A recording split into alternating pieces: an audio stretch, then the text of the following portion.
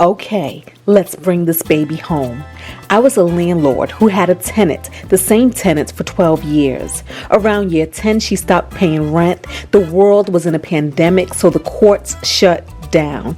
And the system said she had rights, tenant rights, to sit there in heat and water and comfort while I footed her bills for 1 year and a half. And then the world decided to try and right itself. The courts reopened and I, without a lawyer, filed for eviction. I won, all was fair, or some version of it, until September 8th, 2021, the day of the eviction.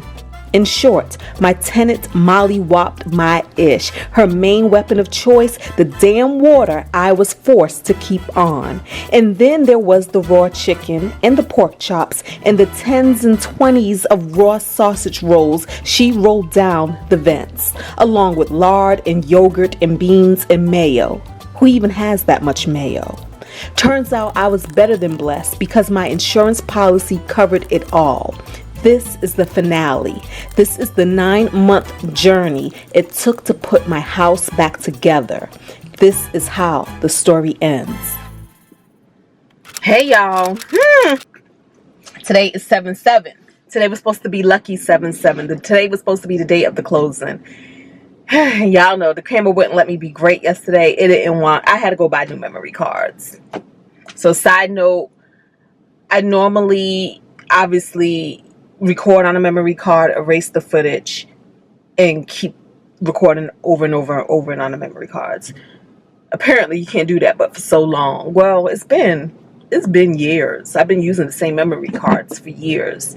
But I brought new memory cards and I'm not having that issue. So clearly it was the memory card. Glad that it was the memory card and not the camera. But let's get back to what this video is about. So yeah, guys, yesterday I was just like, I was bummed because, you know, I was really looking forward to completing this chapter, to closing this chapter. But a monkey wrench was thrown in the plan. Can you believe that? Can you believe that? I was sent the appraisal report, so $355 would have been the complete price. What? If that's the case, Robert Davis would have won. Because I liked his name. Like, oh my goodness. Yeah, I'm just like, so, this goes back to everybody out here, out in the world who says, oh, list the house for $100 trillion million. You can't just do that. A house ain't gonna sell what it can't back up. Like if the house can't back up a price, it ain't gonna sell for that. You can list it for whatever you want. That don't mean nothing. Unless you're getting a buyer who's coming in with cash. Unless you're getting a buyer that says, I'm gonna finance this amount and I'm gonna pay cash for this amount regardless of the appraisal. Unless that is the deal. But if you're selling to somebody who is relying on a bank loan, now we can see why all cash offers actually get chosen first. If you are relying on somebody, or if you're selling to somebody who's relying on a bank loan, you're at the mercy of what that bank and what that appraisal is, right? Because the other thing I learned was this, because I asked, because you know I'm constantly thinking of solutions and stuff. So I'm like, well, can we order our own appraisal? It don't work that way, booze. It don't work that way. The lender orders the appraisal. So it ain't you ordering the appraisal. It ain't the buyer ordering the appraisal. It's the lender. It's the person who is actually investing the money who is ordering the appraisal. Okay? So, you know, gone were the theories of, was this a job, like were people in cahoots with, we're gonna hook you up, you're gonna win this house, but don't worry, that price gonna come down. You can offer $400 if you want. Don't worry, we're gonna bring that price down. We don't know.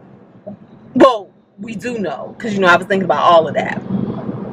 So think about it, guys. A lot of times when y'all leave comments, booze, I done thought it first. I thought it first. And not only did I think it, I actually go out and research it to see if my theory has validity. So that's why I can come back and offer what I offer. because I'm out here doing the homework. I really am. I requested the appraisal. I wanted to read it for myself. And guess what I learned? Guess what I learned? You are at the mercy. Not only are you at the mercy of what the appraisal says, but the appraisal is based upon not just what your house may have. Because I feel like they don't even dive all that deep into what your house have. They spend a lot of their time looking at comps. All of that was in my appraisal report, y'all. They showed other houses that were comparable to mine and what they sold for within the past year. So the house that sold for the most within the past year was the direct house next door that sold for $374,300 or $374,500, something to that effect. That was the closest. Then it showed the other house that sold for like $335,000. Then it showed some other house that sold for $350,000. Mind you, the house only had 2 bedrooms and it had less square footage. Mostly all of the comps had less square footage than my house, except for the ones that were directly next to my house, right? And then they showed the house that had recently sold or was under contract for $382,000. But guess what? That $382,000 price wasn't there because it's as if the appraiser just pulled the comps recently and that house is back on the market for $350,000. So that $350,000 price was there. Yeah. So I'm just saying, I'm just rolling my eyes at, why didn't you list it for $380,000? Why didn't you list it for $390,000? Who cares what you listed at? You ain't getting what you ain't getting if you can't back that up. Y'all, the appraisal came back barely $350,000. What? And I get it. This is a way, right? Market correction. This is how market correction happens. This is how it happens. One appraisal or one sale at a time. Anytime somebody in your community undersells a house to get rid of it or whatever, that affects your price. Now, we are, what's that word? Why can I never remember that word? We're protesting, disputing. Got to pull up the email. So we are disputing the appraisal. And guess what? When we dispute the appraisal, the way it works is like this.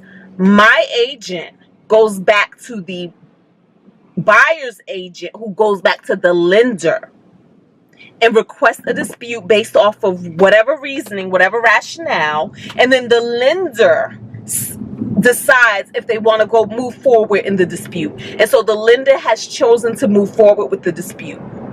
And I think that, and they sent me the dispute packet, so I see what all of that says. And I think that the dispute is based off of not just the comps, but it's also based off the market interest. It's based off of the different offers. So we submit the different offers that we received. We show the traffic, the number of appointments that were legitly made, through the appointment app, to show the interest and to show that the house was only on the market. She says 4 days, but technically, honestly, it was only on the market for 3 days. But I think, I know what it is. It was on the market for 4 days before she took it off the market. But we had accepted an offer in 3 days. And we got these offers in 2 days. And from those, I accepted that offer in 3 days. So she shows all of that. Plus, she stressed the fact that the new roof, the new HVAC, because I didn't see any of that spoken to in the appraisal. So my thing is this: yeah, you're comparing my house to the comps of what has sold, but are you actually comparing apples to apples? Are you actually comparing the age of what this house holds? Yeah, we have new whole walls. Our ceilings are brand new. Are you kidding me? How can you compare my house to a house that is over 25 years old and has things that are in it that are over 25 years old? I know that house that sold for $335,000 has things that are over 25 years old. None of that stuff was upgraded in that house. None of it. So yeah. So anyways, y'all, I mean, I don't know. I feel like because we don't know how this is going to turn out, right? We don't know if they're going to raise up the appraisal or if it's just going to remain the same. We don't know how any of this turns out. So just speaking in advance, I feel like this is a lesson. This is a lesson for all of us, a lesson in you don't have to go with your first response, the first answer, the first thing somebody tells you, whether it's a bank, whether it's a lawyer, whether it's an appraiser, whether it's a doctor, whatever it is. You get to dispute it all. You get to ask for a second opinion. You get to raise your hand and say, wait a minute, hold on, let's take some more time. Because if I was super desperate to close this deal, I would just be like, okay, fine, whatever. Let's just go with it. Let's just be done with it. Let's just go with it. If I didn't have the money to pay the mortgage for July, I would just be like, you know what? I ain't got it. I'm gonna have to close. I gotta close. The mortgage is $1,600, so yes, I'm gonna have to pay $1,600 for this mortgage. But as we know, a portion of that goes to the escrow account, which I would be getting refunded back, and we know that the other portion of that will go to the principal, which I will be getting refunded back because the house is based off of the $211,000 that I owe on it. So now it'll be like $211,000. I think maybe like $500 or $400 goes to the principal. So whatever that is, I'll be getting that back in the sale. So it's fine. So the only thing that I wouldn't be getting back is the interest that I'm paying on the house, right? The interest. This is why, my sweet people out there, I feel it's important to pay down your mortgages. A lot of people are in the school of thought that your money goes further in the market, your money performs better in the market over time, and over time that is true. But guess what? It doesn't have to be one or the other. It can be both. It doesn't have to be one or the other. And my thing is this, like for instance, on my main house, I got my house down to the point where when I make a payment, only $500 of that payment goes to interest. To some of you, that may sound like a lot of money because you may own a home, but you might not have been paying attention to your numbers to see exactly how much of your payment goes to the interest. I encourage you, homework assignment, take a look at that. Put in the comments below how much of your money goes to interest if you own a home. If you don't own a home, let's just say you have loans, cars, credit cards, or whatever. Take some time, look at your numbers. Tell me, with your car payment, with your loans and stuff, when you add it up, how much of those payments are going to interest? People underestimate that. People look at loans in terms of, I can afford the payments. But here, we're not talking about affording the payment. We're talking about not giving away your money unnecessarily to people who don't deserve your good money. These banks don't deserve your money with this interest. They don't. And so that's why for me, like, even if you're not going to pay off the loan, pay it down to a point where you're paying an interest on that loan that makes more sense. Because honestly, it's the money that you keep that will go further in the market, not the money that you give away. Not the money that you give away. We're giving away our money in this interest, right? So I say right now, yes, it's just a matter of the fact that I was looking forward to being done today. I was looking forward to walking away. Look, it's all rainy and dreary. It's not even a beautiful day, but hey, all days are beautiful when you're completing a journey. So I was looking forward to that. I was looking forward to that price of $385 because since we hadn't heard anything back in so long, we assumed that the appraisal was all well and good. We assumed that. And I never make assumptions. I never operate off of assumptions. I don't do my budgets in the assumption. I don't say, well, I'm supposed to be getting X, Y, and Z, so I'm going to budget that and I'm going to spend that money in my imagination before I even get it. But guys, I did it this time. I was divvying up that $385, like this is how much is going to taxes. This is how much is going to the agents. This is how much is going to pay off the property. This is what I'm going to do with this. This is what I'm going to do. I was divvying up that money. So that makes it feel like even more of a disappointment because I don't have that amount of money to divvy up.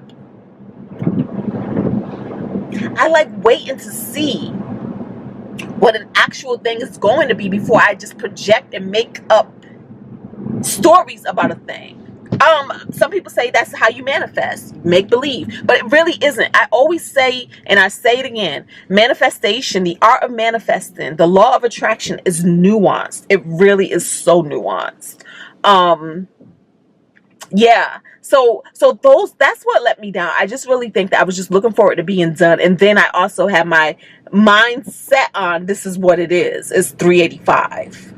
So now we got this hiccup. But like I said, I think that the hiccup has the bigger lesson for all of us, that you get to have patience, you get to not move in desperation, and you get to say, I want another opinion.